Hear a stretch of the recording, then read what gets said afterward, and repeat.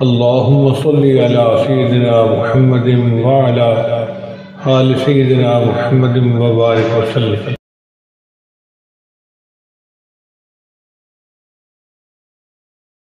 بسم اللہ الرحمن الرحیم.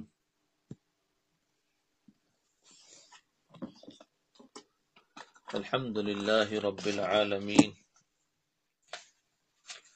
والعاقبۃ للمتقین والصلاة والسلام علی رسولہ الکریم وعلی آلہ واصحابہ اجمعین. اما بعد، آج جو ہے گنہگار کی تحقیر نہ کرے. گناہ انسان سے ہو جاتا ہے لیکن گنہگار کی تحقیر نہ کرے، اس کو حقیر نہ سمجھے. اس پر انشاءاللہ بات ہوگی.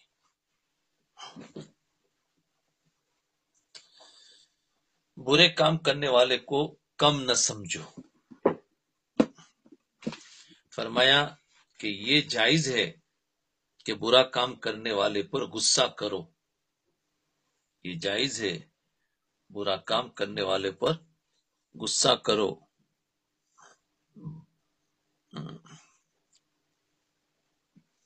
اس سے بغض کرو مگر اپنے سے کم نہ سمجھو. یاد رکھو، بہت بڑی بات ہے، بہت بڑی بات ہے، بہت بڑی بات ہے. یہ اور زیادہ باریک بیماری ہے. آج ذرا سا کسی سے بھی کوئی غلطی تو دیکھو ہو جاتی ہے، انسان ہے، لیکن فوراً اس کو حقیر سمجھ لیتے ہیں. اور خصوصاً کوئی عالم ہو، کوئی دیندار ہو، کوئی نیک آدمی ہو، اس سے ہو جاتی ہے، لوگ اس کو حقیر سمجھنے لگتے ہیں کہ دیکھو فلاں ایسا، دیکھو ہو گئی. سمجھاؤ لیکن حقیر، مگر اپنے سے کم نہ سمجھو.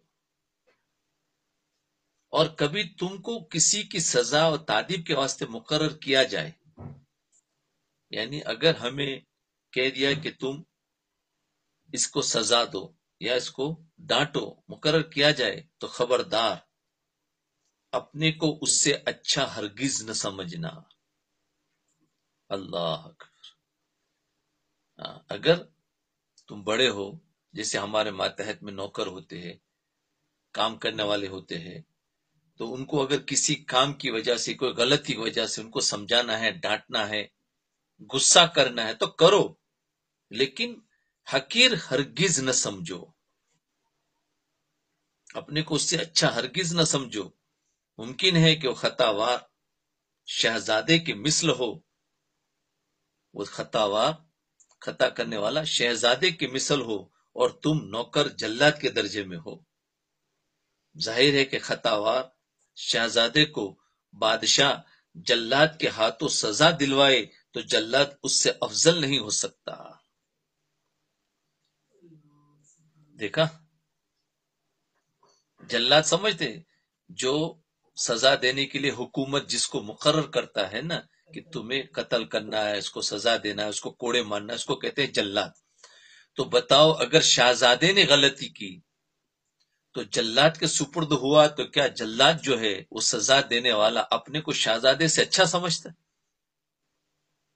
اس کو کہتے جلاد نہیں، اس کا تو نہیں، کیونکہ وہ شہزادہ ہے، اور جلاد وہ اس کا نوکر ہے.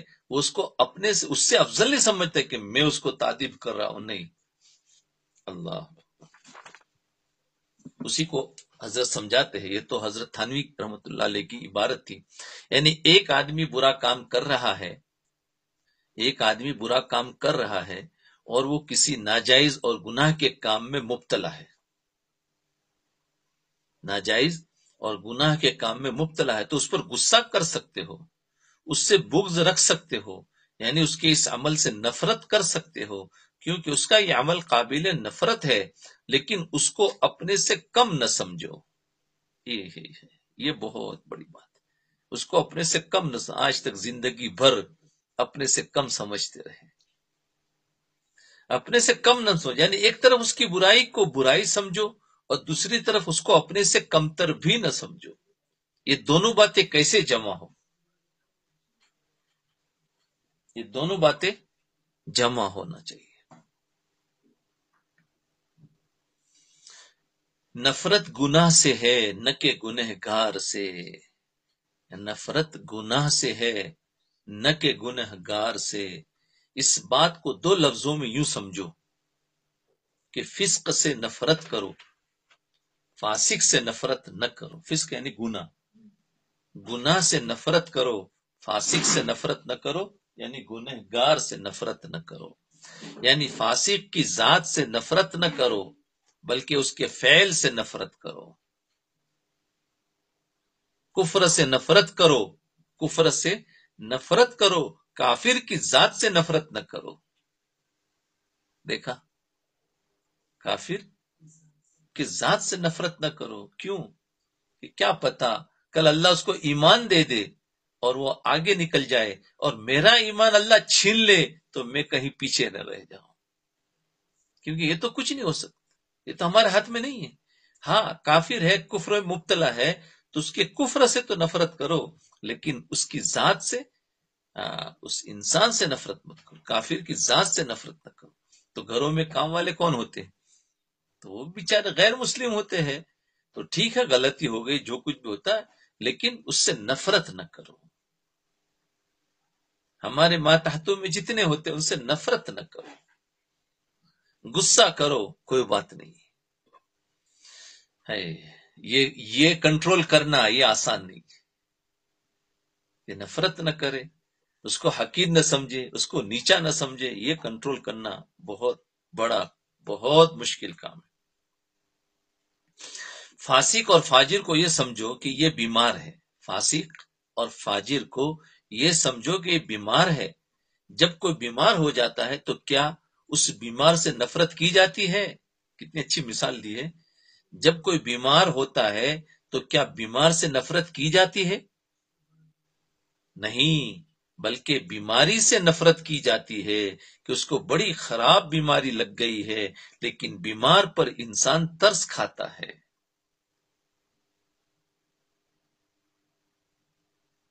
بیمار پر انسان ترس کھاتا ہے۔ تو دیکھو، بیماری سے نفرت ہوتی ہے، لیکن بیمار پر انسان کیسا رحم کھاتا ہے، ترس کھاتا ہے، اس کی خدمت کرتا ہے، اس کی ضرورتوں کو پورا کرتا ہے، اس کو ہدیہ دیتا ہے، لیکن اس کی بیماری سے نفرت ہوتی ہے۔ بس ایسے ہی فاسق اور فاجر اور گنہگار ہے، گناہ سے نفرت کرو، اس انسان سے نفرت نہ کرو۔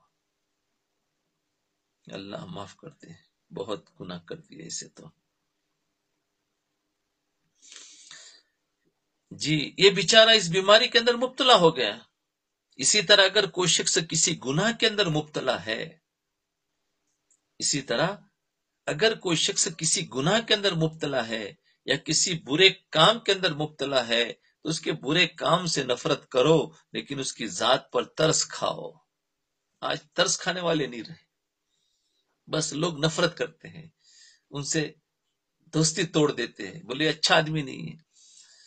اس کی بیماری سے نفرت کرو، لیکن اس پر ترس کھاؤ، اس پر رحم کرو۔ سیریس مریض ہے بیچارہ، ظاہر ہے اس کی بیماری، گناہ کی بیماری بڑی ہوئی ہے، تو اس کو سمجھاؤ، الگ الگ طریقے سے سمجھاؤ، ہو سکتا ہے اس کی بیماری اچھی ہو جائے تو ہم سے آگے نکل جائے گا۔ اور اگر ہم نے حقیر سمجھا ہے تو یاد رکھے، کبھی کبھی دنیا میں سزا ملتی ہے کہ وہی بیماری ہمیں بھی لگ جاتی ہے۔ ہاں، اللہ ہم سب کی حفاظت فرمائے، یہ اکثر ہوتا ہے کہ وہی گناہ ہمارے اندر بھی آتا ہے، اس سے پہلے موت نہیں آتی ہے، اس لیے حقیر نہیں سمجھنا چاہیے۔ ہاں، سمجھانے کی طاقت ہو تو اچھا ہے، سمجھا، ترس کھاوے، رحم کھائے۔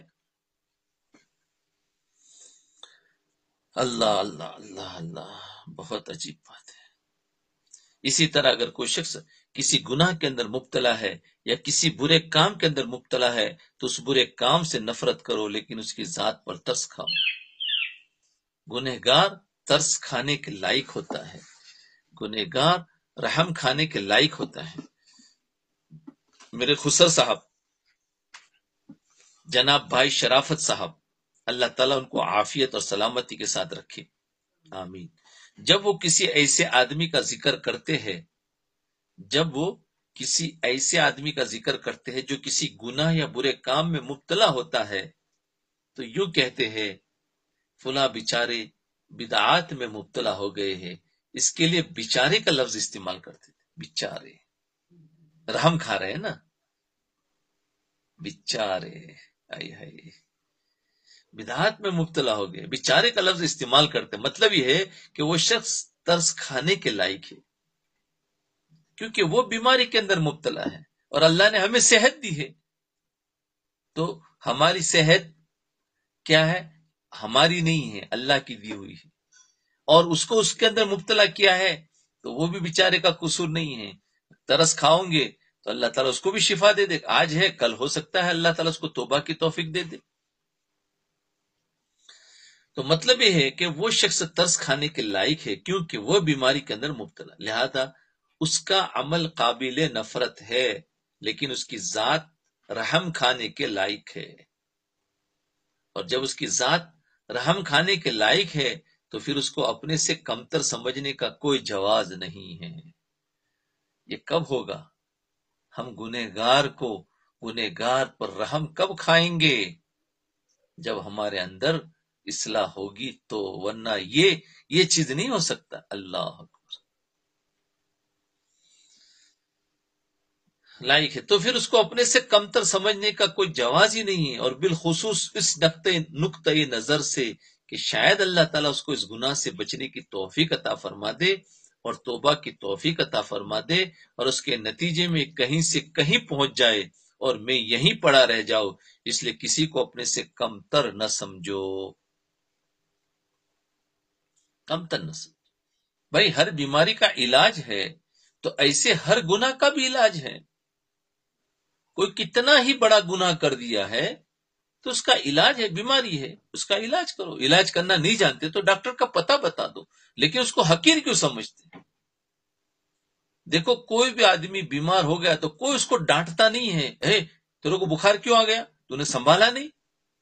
کبھی بھی آج تک آپ نے نہیں دیکھا ہوگا کہ کسی کو بھی پریشر ہو گیا یا شوگر بڑھ گئی یا جو بھی ہو تو آپ نے اس کو ڈانٹا، ارے تم نے اپنی زندگی کو سنبھالا نہیں، اتنے سال تک تم اچھی طریقے سے رہتے، کبھی بھی کوئی ڈانٹتا نہیں ہے۔ ہاں یہ کہتے ہیں کہ اچھا آپ کی بڑھ گئی تو چلو ڈاکٹر کے پاس جاتے، کبھی کوئی ڈانٹتا ہے؟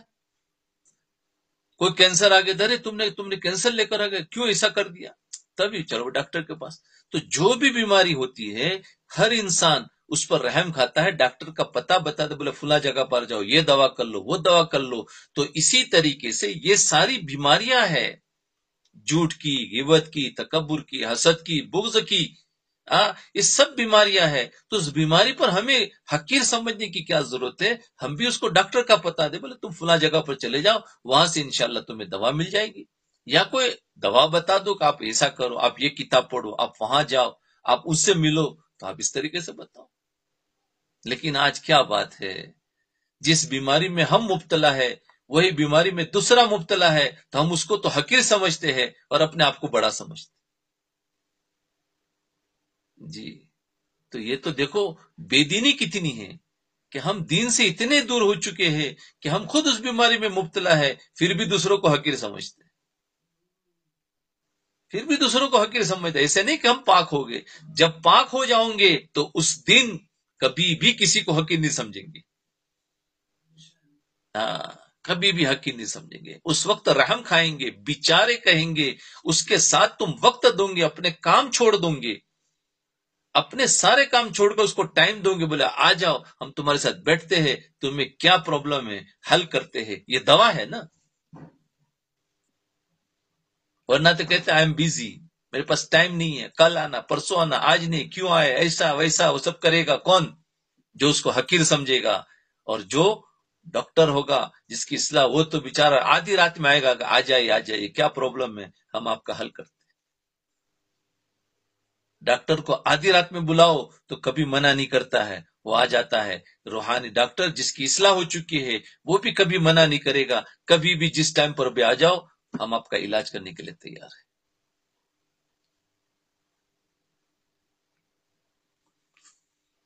جی، لیکن اس کی ذات ترس کھانے کے لائق ہے، اور جب اس کی ذات ترس کھانے کے لائق ہے تو پھر اس کو اپنے سے کمتر سمجھنے کا کوئی جواز نہیں۔ بالخصوص ایک نقطۂ نظر سے کہ شاید اللہ تعالیٰ اس کو اس گناہ سے بچنے کی توفیق عطا فرما دے، توبہ کی توفیق عطا فرما دے، اور اس کے نتیجے میں کہیں سے کہیں پہنچ جائے اور میں یہیں پڑا رہ جاؤں، اس لیے کسی کو اپنے سے کمتر نہ سمجھو۔ اچھا، شیطان کس طریقے سے ہمیں راستے سے ہٹاتا ہے ذرا وہ دیکھو۔ جن کو اللہ تعالیٰ دین سے وابستگی عطا فرما دیتے ہیں، تھوڑی بہت دین کی سمجھ عطا فرماتے ہیں، جسے اللہ تعالیٰ نے ہمیں ہماری طلب اور استحقاق کے بغیر الحمدللہ ایسے حلقے سے وابستہ کر دیا جو دین سے تعلق رکھتا ہے۔ لیکن دین سے تعلق رکھنے والے حضرات جب ان لوگوں کو دیکھتے ہیں جو دین سے تعلق نہیں ہیں بلکہ گناہوں کے اندر مبتلا ہے، تو بسا اوقات ان کو دیکھ کر ان کی ذات سے نفرت پیدا ہونے لگتی۔ جیسے مثال کے طور پر آپ لوگ درس سنتے ہیں تو تھوڑا بہت آپ کو دین سے تعلق ہوا، تو ابھی آپ کا درس سننے کے بعد اب جو لوگ نہیں سنتے ہیں یا جو لوگ بالکل گناہوں میں مبتلا ہے، اور ہم سمجھتے کہ ہمارے سے درس کی برکت سے ہم سے کتنے سارے گناہ چھٹ گئے، تو جو مبتلا ہے ہم ان سے نفرت شروع کر دیتے ہیں، ان کو دیکھ کر ان کی ذات سے نفرت پیدا ہونے لگتی ہے اور اپنی برتری کا احساس پیدا ہونے لگتا ہے کہ ہم ان سے برتر ہے، بڑے ہیں۔ بس یہیں سے شیطان ہمیں راستے سے ہٹا دیتا ہے، یہیں سے شیطان ہمیں راستے سے ہٹا دیتا ہے۔ اور ہوتا ہے کہ اللہ تعالیٰ جس کو توفیق دیتے ہیں، اعمال کی توفیق دی، درس کے سننے کی توفیق دی، علم کے سیکھنے کی توفیق دی، تو پھر وہ دوسرے لوگ جو بیچارے بالکل دور ہے دین سے، ان کو دیکھ کر جو بالکل گناہوں میں مبتلا ہے، جو دین سے دور ہے، نمازوں سے دور ہے، تو ان کو دیکھ کر ہمیں تھوڑا سا ہوتا ہے، دل میں برتری آتی ہی ہے۔ یہ بیماری تو بہت عموم ہے۔ جب تک اندر سے اصلاح نہیں ہوتی ہے تو یہ بیماری نہیں جاتی۔ تو یہیں سے شیطان ہمیں راستہ مار دیتا ہے۔ اس لیے اس بات کو یاد رکھے کہ کسی کی ذات سے نفرت نہ ہو، کسی کی ذات سے نفرت نہ ہو۔ اگر نفرت ہو تو اس کے عمل سے ہو، اور اس عمل کی وجہ سے اس پر ترس کھاؤ، اور ترس کھانے کے رحم کھاؤ، رحم کھانے کے باوجود یہ سوچو کہ پتہ نہیں کب اللہ تعالیٰ اس کو توبہ کی توفیق دے دے اور ہم سے آگے نکل جائے۔ اللہ اللہ، واقعات اللہ تعالیٰ ہمیں اس بات پر عمل کی توفیق عطا فرمائے۔ ہر ایک کو اپنے سے اچھا نہ سمجھے تو کم سے کم اچھا بندہ تو سمجھے، اپنے سے افضل سمجھے۔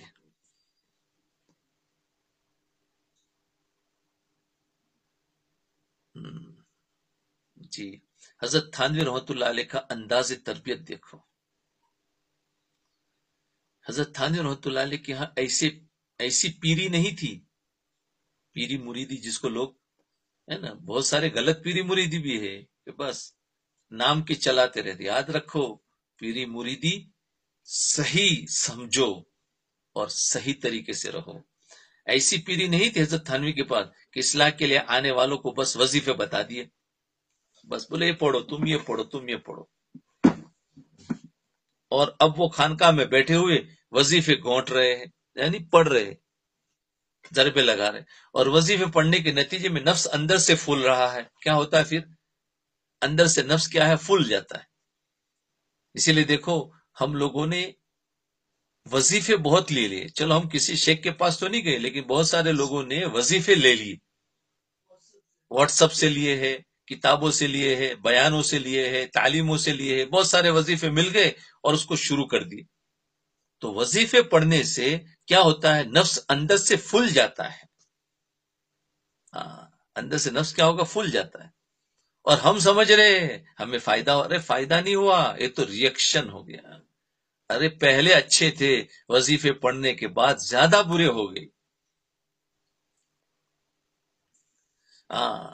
بلکہ جب کوئی شخص ان کی یہاں تربیت کرانے کے لیے آتا، حضرت تھانوی کا کیا تھا، ورنہ بہت سارے پیرے ایسے ہوتے ہیں کہ بولے تم یہ پڑھو تو بس اب پڑھتے بیچارے جا رہے اور پھر وہ بڑے بن گئے تھا. اس لیے خالی وظیفے پڑھنے سے انسان کے اندر بڑائی آ جاتی ہے، نفس پھول جاتا ہے. اس لیے دوسری سائڈ سے نفس پھول کر دوسروں کو حقیر سمجھنے لگ جاتا ہے. حضرت تھانوی کا انداز تربیت دیکھو کہ جب کوئی شخص ان کے یہاں تربیت کرانے کے لیے آتا تو اس کی واقعی تربیت کی جاتی اور تربیت ہی کے لیے کبھی ڈانٹنے کی اور کبھی غصہ کرنے کی اور کبھی سزا دینے کی ضرورت بھی پیش آتی تھی. اسی وجہ سے حضرت والا سخت مشہور تھے کہ بہت سخت ہے.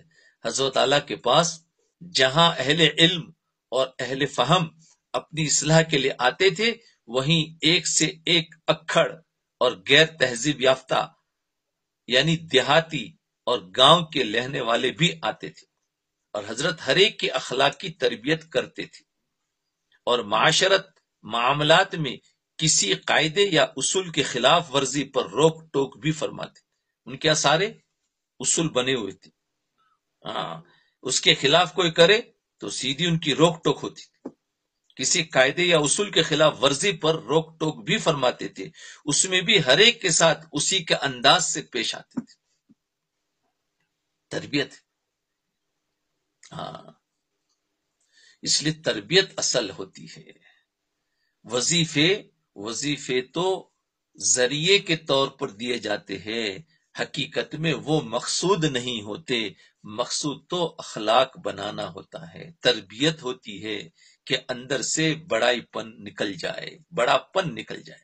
اور اگر وظیفہ ہی مقصود بن گیا تو بڑائی تو اور بڑھے گی. اس لیے میں بھی بہت سو کو کہتا ہوں بھائی دیکھو وظیفے جو خود بخود پڑھتے ہیں، میں نے بہت لوگ ملے، بہت سفر کرتا رہتا ہوں تو کہتا بعض لوگ تو مغرب سے عشاء تک وظیفے ہی پڑھتے رہتے ہیں. کہا یہ پڑھنا ہے، وہ پڑھنا ہے، یہ پڑھنا ہے، وہ پڑھنا ہے. میں نے کہتا ہوں بتاؤ اس سے فائدہ کیا ہوا؟ تو منہ دکھتے. یعنی اپنی زندگی وہی سے ہی ہے. دکان پر جاتے ہیں تو وہی جو ڈنڈی مارنا ہو، ناپ تول میں کمی کرنا ہو، جو جھوٹ بولنا ہو، وہ سب کچھ ویسا ہی کرنا. باتوں میں بھی غیبت جیسا کرنا ہے. پھر رات میں آنے کے بعد پھر وہ وظیفے پورے پڑھنا، عشاء تک کسی سے بات نہیں، اور باقی پھر صبح ہوئی تو پھر وہ شام تک وہی اپنی روٹین. ایسے لوگ ملے ہیں. اب میں دل میں ہنستا ہوں کہ اللہ یہ بیچارے کہاں سے کہاں مبتلا ہے. وہ مغرب سے عشاء تک وظیفے پڑھ لیے اور سمجھتے ہیں کہ الحمدللہ ہمارے سارے گناہ معاف ہو گئے. حالانکہ وظیفوں سے مقصد تھا کہ زندگی تبدیل ہو جائے، اس کے اندر سے غیبت نکل جائے، جھوٹ نکل جائے، ناپ تول میں کمی نکل جائے، دوسروں کو حقیر سمجھنا نکل جائے. یہ مقصد تھا. یہ تو نکلا نہیں اور وہ برابر چالو ہے. اچھا سمجھاتے ہیں تو ان کی سمجھ میں بھی نہیں آتا ہے. بولے نہیں ہم نہیں سمجھ سکتے. ایسے ملے ہیں اس لیے بتاتا ہوں. اور پتہ نہیں ان سننے والوں میں بہت سارے ایسے ہوں گے. اسی لیے دیکھو پڑھنا ہے لیکن خود بخود نہیں، کسی کی نگرانی میں لو. چند چیزیں ہیں جس کو تو پڑھنا ہے. اس میں کسی کے جیسے نماز کے بعد کچھ وظیفے ہوتے ہیں بھائی، ہر نماز کے بعد سورہ فاتحہ پڑھنا ہے اور اس طریقے سے آیت الکرسی ہے. اس میں کوئی حرج نہیں ہے.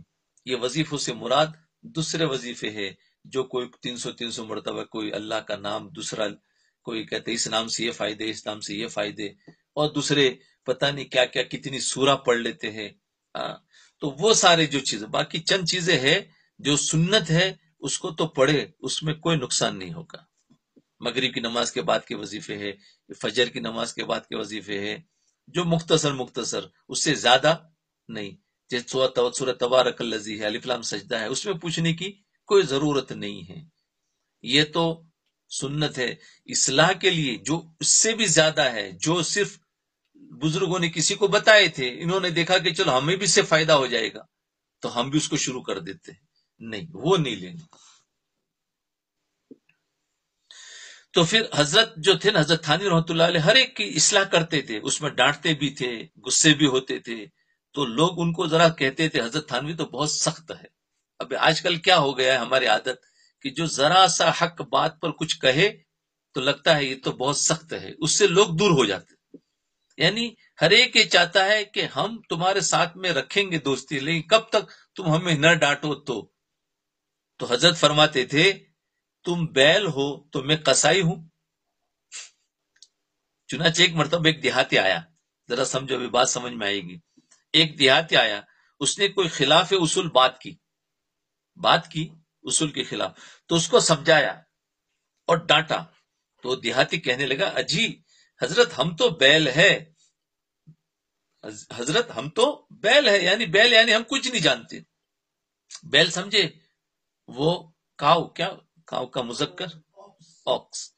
تو ہم تو بیل ہے.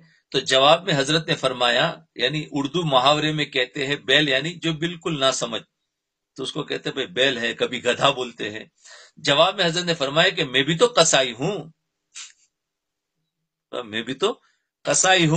قصائی کس کو کہتے ہیں؟ جو بیل کو کاٹتا ہے، یعنی جانور کاٹتے ذبح کرتے ہیں، جانور کو جو ذبح کرتے، تو کہا میں بھی تو قصائی ہوں. اس طرح ہر ایک کے ساتھ علیحدہ معاملہ ہوتا تھا. اس پر ایک لطیفہ سنیں. ایک مرتبہ آپ حوض پر وضو فرما رہے تھے، اتنے میں ایک دیہاتی ایک بڑا سا تربوز لے کر آ گیا. وضو فرما رہے تھے تو ایک دیہاتی تربوز لے کر آ گیا، تربوز واٹر میلن، اور کہا لے مولوی تیرے واسطے لایا ہوں، اس کو کہا دھر دو، یعنی رکھ دو. اس کو کہتے یہ سب یو پی کی زبان. کہا دھر دو. حضرت والا نے وضو کرتے ہوئے فرمایا کہ میرے سر پر دھر دے. یعنی اس نے پوچھا کہ بھائی رکھ دوں. وہ دیہاتی تربوز لے کر آیا اور کہنے لگا لے مولوی تیرے واسطے لایا ہوں، اس کو کہاں رکھوں؟ تو حضرت نے فرمایا، وضو کر رہے تھے، فرمایا میرے سر پر دھر دے، یعنی میرے سر پر رکھ دے. اس دیہاتی نے وہ تربوز اٹھا کر آپ کے سر پر رکھ دیا. تو ایسے بھی ہوتے ہیں، ایسے بھی لوگ ہوتے، سر پر رکھ دیا. لوگ جلدی سے دوڑ کے یہ کیا حرکت کر رہا ہے تو؟ لوگ دوڑے. حضرت نے فرمایا غلطی میری ہے، میں نے ہی اسے کہا تھا کہ سر پر دھر دے، سر پر رکھ دے. ایسے لوگ آیا کرتے تھے. اب دیکھو لوگ اس کو ڈانٹنے لگے، لیکن حضرت نے فوراً کہا بھائی نہیں میں نے کہا تھا. یعنی یہ مذاق ہوتا ہے کہ بھائی رکھ دے کہیں.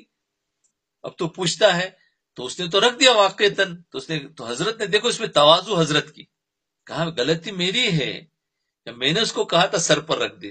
تو ایسے لوگ آیا کرتے تھے. اس لیے ان کی تربیت کے لیے کبھی آپ غصہ بھی فرمایا کرتے تھے اور فرماتے تھے کہ میرا فرض ہے کہ میں غصہ کروں، اس لیے کہ دیانت کا تقاضا یہی ہے.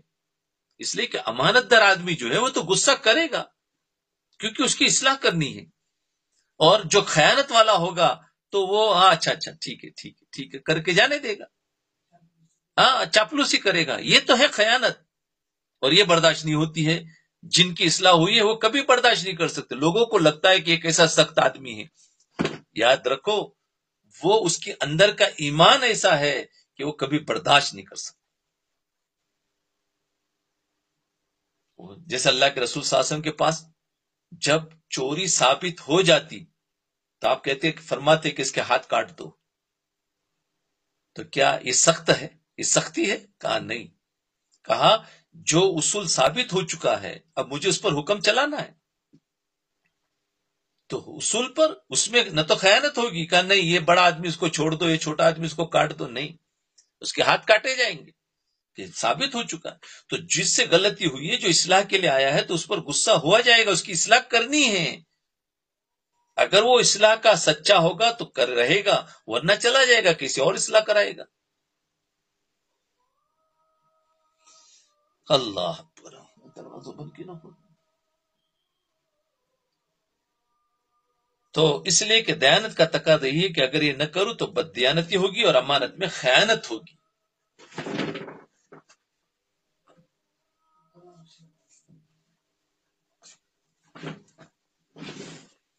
امانت میں خیانت ہوگی.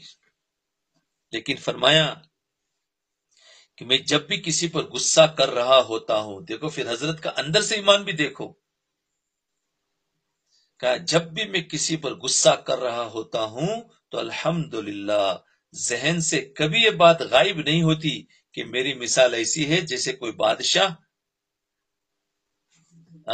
جلاد کو حکم دے کہ شہزادے کو کوڑے مارو. اب وہ جلاد اس حکم پر شہزادے کو کوڑے لگائے گا، لیکن عین اس وقت بھی جس وقت وہ جلاد کوڑے لگا رہا ہے اپنے آپ کو شہزادے سے افضل نہیں سمجھ سکتا، نہیں سمجھ سکتا. وہ جانتا ہے کہ شہزادہ ہے اور میں جلاد ہوں، لیکن مارے گا اس لیے کہ بادشاہ کے حکم کی تعمیل کرنی ہے. بادشاہ کا حکم ہے اس لیے مجھے وہ تو کرنا ہے.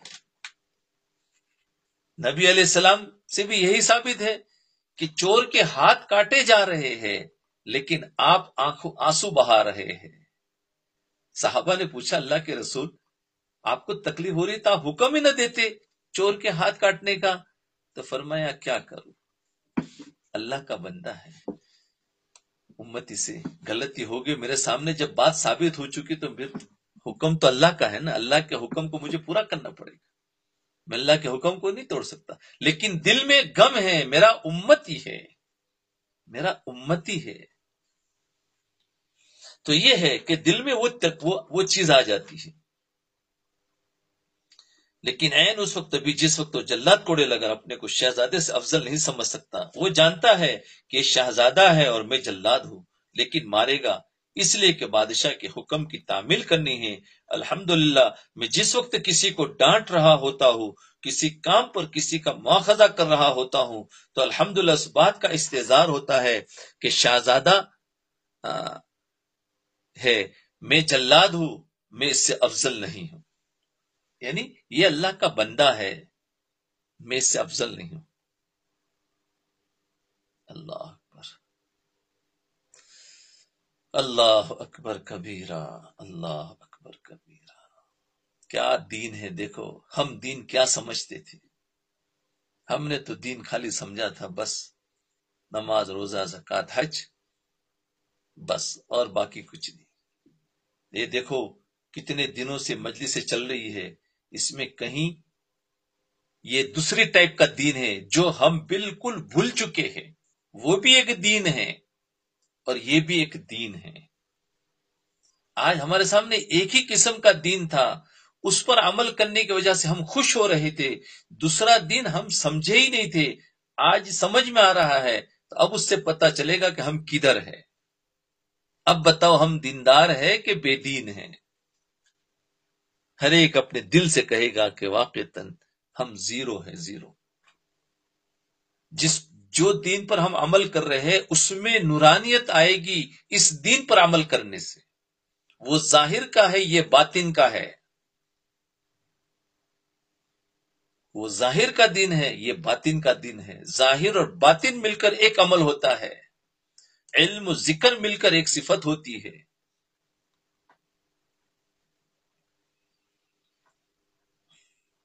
جی دوسرا یہ کہ جس وقت حضرت فرماتے ہیں کہ جس وقت ڈانٹ رہا ہوتا ہوں یا مواخذہ کر رہا ہوتا ہوں اسی وقت دل ہی دل میں اللہ تعالیٰ سے دعا کرتا رہتا ہوں کہ یا اللہ مجھ سے ایسا مواخذہ نہ فرمائیے گا، آخرت میں میری اس طرح پکڑ نہ فرمائیے گا. یعنی یہ کسی کی پکڑ کر رہے ہوتے، آدمی پوچھ تاچھ کرتا ہے نا، ایسا کیوں کیا، کیوں ہوا، کہاں ہوا، کیا وہ سب انسان کرتا ہے. تو دل ہی دل میں دعا کرتے اللہ آپ میرے ایسی پکڑ نہ کرنا، کیونکہ ڈر لگتا ہے کہ میں اس بندے کی اگر ایسی پکڑ کر رہا ہوں تو کہیں ایسا اللہ میری پکڑ نہ کر لے. اب میں تو اس کی پکڑ اس کی اصلاح کے لیے کر رہا ہوں. تو دل ہی دل میں بولے میں دعا کرتا ہوں کہ اللہ آپ میری ایسا مواخذہ نہ کرنا، ایسی پکڑ نہ کرنا. اب دیکھیے جو آدمی اس نیت سے ڈانٹ رہا ہو کہ منکر سے روکنا، منکر سے روکنا اور اس کی اصلاح کرنا ضروری ہے، اس کا ہمیں حکم ہے. اور ہر ڈانٹ پر، ہر غصے پر ان دو باتوں کا استحضار رکھتا ہوں. اس کا غصہ بھی عبادت نہیں تو اور کیا ہے.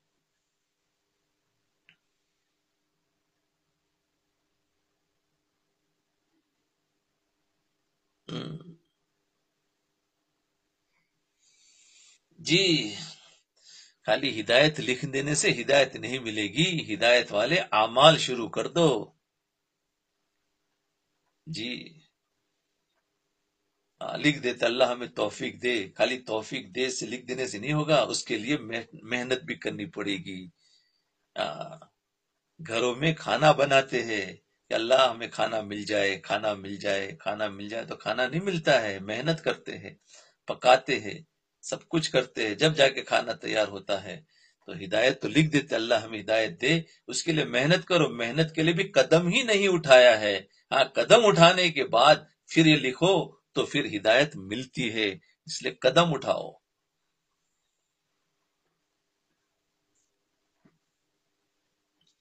تو فرمایا بہرحال اس طرح یہ دونوں چیزیں جمع ہو جاتی کہ غصہ بھی ہو رہا ہے، برے عمل سے نفرت اور بغض بھی ہے، لیکن اپنے سے اس کو کمتر بھی نہیں سمجھ رہا ہے، اپنے کو اس سے افضل بھی نہیں سمجھ رہا ہے، لیکن یہ چیز مشق سے اور کسی کے آگے پامال ہونے کے بعد، کسی کے آگے جھکنے کے بعد اللہ تعالیٰ کے خصوصی فضل سے حاصل ہوتی ہے۔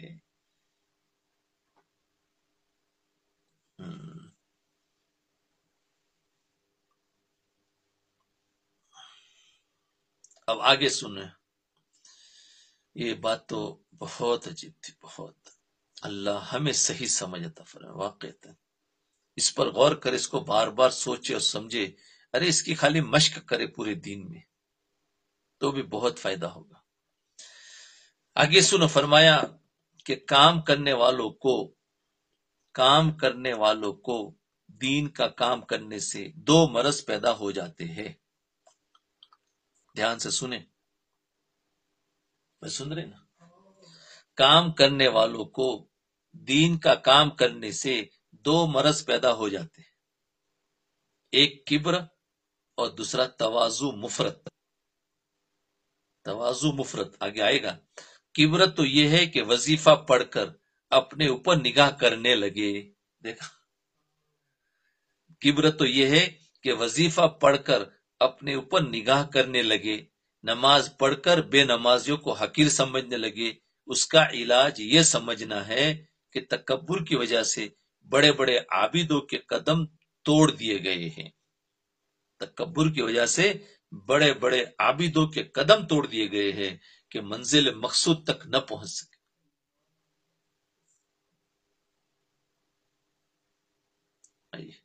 شیطان اور بلعم باعور کی حکایت اس کی نظیر ہے۔ بلعم باعور کی آئے گی شاید آگے، بلعم باعور کا قصہ سنائیں گے کہ کیا ہوا تھا۔ شیطان اور بلعم باعور کی حکایت اور اس کی نظیر ہے تواضع مفرط ہی ہے، یہ تو کبر بتایا کہ تواضع مفرط دو بیماریاں پیدا ہو، ایک کبر اور دوسرا تواضع مفرط۔ تواضع مفرط ہے کہ اس حد تک تواضع کرے، اس حد تک تواضع کرے کہ اپنے اعمال صالحہ کی بے قدری کرنے لگے۔ مثلا اس طرح کہ اگرچہ ہم نماز پڑھتے ہیں مگر اس میں خشوع تو ہے نہیں، ذکر کرتے ہیں مگر انوار بالکل نہیں، گویا کہ در پردہ خدا کی شکایت کر رہے ہیں۔ یہ گویا تواضع کی شکل ہے، تواضع مفرط تواضع کی شکل ہے، لیکن حقیقت میں یہ ایک بیماری ہے کہ اس کے پیچھے گویا ہم شکایت کر رہے ہیں۔ کیا اور یہ بھی بیماری ہر ایک کو ہے کہ ہم نماز تو پڑھتے ہیں لیکن ہمیں نماز میں کوئی خشوع خضوع نہیں، ہم ذکر کرتے، ہم قرآن پڑھتے، ہم علم پڑھنے جاتے، ہم سب کچھ کرتے، لیکن ہمیں تو کچھ بھی فائدہ نہیں ہو رہا۔ یہ بھی بہت سو کو سوال آئے اور بہت سو کے دلوں میں وساوس تھے، تو گویا در پردہ خدا کی شکایت کر رہے ہیں۔ اس کا علاج یہ کہنا ہے کہ اللہ آپ کا شکر ہے کہ آپ نے ہم کو ذکر و نماز کی توفیق دی، ورنہ ہماری کیا مجال تھی جو آپ کی بندگی کر لیتے۔ یہ اس کا علاج ہے۔ جب ایسا ہو تو شکر ادا کرے کہ اللہ کا شکر تو ہے کہ اللہ نے نماز کی توفیق دی، ذکر کی توفیق دی، سبق سننے کی توفیق دی۔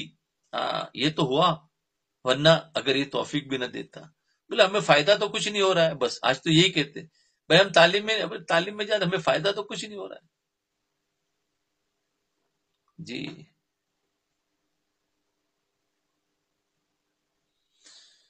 ہاں کہ ہم نماز پڑھتے ہیں مگر اس میں خشوع تو نہیں، ذکر کرتے ہیں مگر انوار بالکل نہیں، گویا کہ در پردہ خدا کی شکایت کر رہے ہیں۔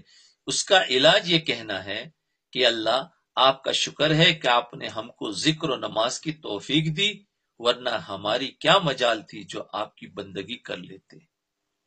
شکر ادا کریں۔ یہ سالکین کے دلوں میں زیادہ ہوتا ہے۔ سالکین یعنی یہ تھوڑے بہت اللہ کی طرف جا رہے ہیں، دین کی طرف چل رہے ہیں، تو ان کے اندر یہ دو بیماریاں پیدا ہوتی، ایک کبر اور دوسرا تواضع مفرط، یعنی بہت ہی زیادہ، اس کو کہتے ہیں، یعنی دوسرے الفاظ میں کہوں کہ نا امیدی، نا امیدی، نا شکری کہو، نا شکری بھی چل سکتا ہے۔ تو یہ پیدا ہو، یا تو کبر یہ بھی بیماری، اور نا امیدی اور نا شکری یہ بھی بیماری۔ تو اس ملفوظ میں اب واپس اسی کی تفسیر سنو۔ اس ملفوظ میں حضرت والا نے دو متضاد قسم کی بیماریوں کا ذکر فرمایا۔ جو لوگ دین کے کام میں لگتے ہیں، شیطان ان کو دین کے ذریعے بہکاتا ہے۔ شیطان کی اول کوشش تو یہ ہوتی ہے کہ کوئی اللہ کا بندہ دین کے کام میں لگے ہی نہیں۔ پہلی کوشش، کوئی اللہ کا بندہ دین کے کام میں لگے ہی نہیں، بلکہ اس بندے کو نفسانی لذتوں اور معصیتوں میں اس طرح پھنسایا جائے۔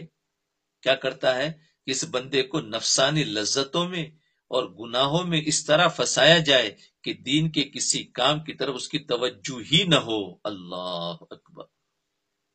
دیکھو، نفسانی لذتوں میں اور گناہوں میں اس طرح پھنسایا جائے کہ دین کے کسی کام کی طرف اس کی توجہ ہی نہ ہو، نہ نماز کی طرف اس کی توجہ ہو، نہ روزے کی طرف، نہ زکوٰۃ اور حج کی طرف اس کی توجہ ہو، بلکہ نفسانیت کے اندر پھنسا رہے۔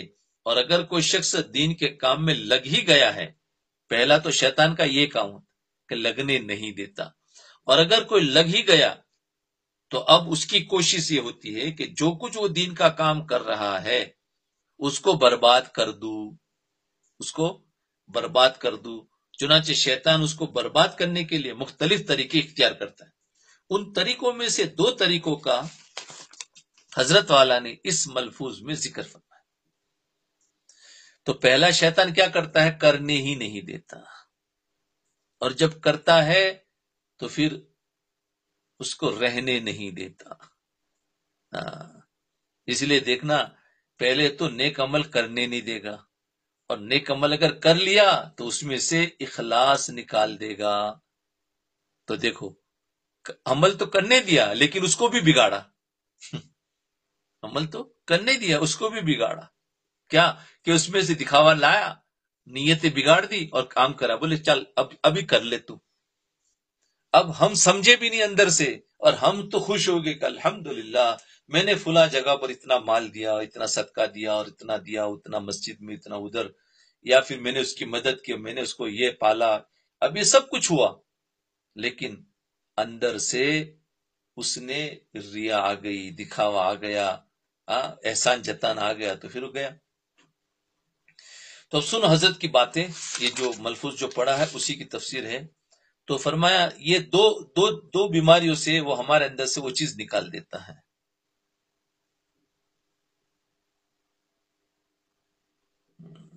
جی،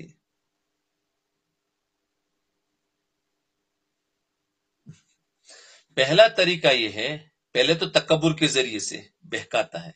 پہلا طریقہ ہے کہ شیطان دین کا کام ہو گیا ٹائم کرنے والے کو دل میں کبر، عجب اور خود پسندی کے خیالات ڈالتا ہے۔ یہ تو بالکل آتے ہیں، عجب اور خود پسندی کے خیالات ڈالتا ہے۔ مثلا اسے کہتا ہے کہ دیکھ تو بہت پہنچا ہوا آدمی بن گیا، تو بڑے خوشو خضوع سے نماز پڑھنے لگا ہے، اب تو تیری تو تجوید بھی صحیح ہو گئی، اور بہت خوشو خضوع سے نماز پڑھنے لگا ہے، تو نماز اور جماعت کا پابند ہو گیا ہے، دیکھ تیری تو جماعت بھی نہیں چھوٹتی ہے، بہت سے لوگ نماز نہیں پڑھتے اور فسق و فجور کے اندر مبتلا ہے، تو دیکھو کتنا آگے بڑھ گیا۔ اس کے نتیجے میں اپنی بڑائی اور بے نمازیوں کی حقارت دل میں آ جاتی ہے۔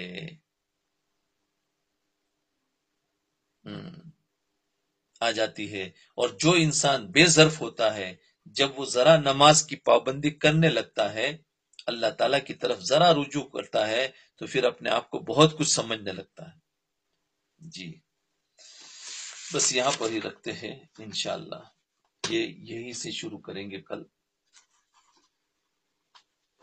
بہت اہم بات ہے، بہت اہم ہے، اس کو دھیان اور توجہ کے ساتھ سنیں.